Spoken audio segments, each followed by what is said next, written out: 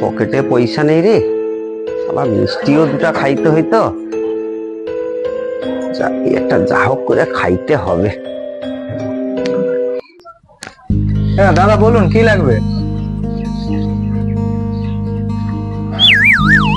দাদা লাগবে বলতে, গন্ডগোল লাগার আগে টপকে দুটা মিষ্টি দাও তো।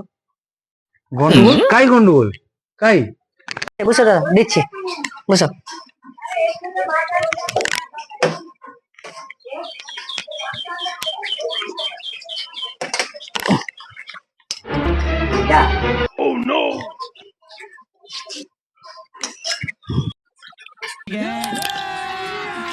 अभी मजा आएगा ना भिड़ो।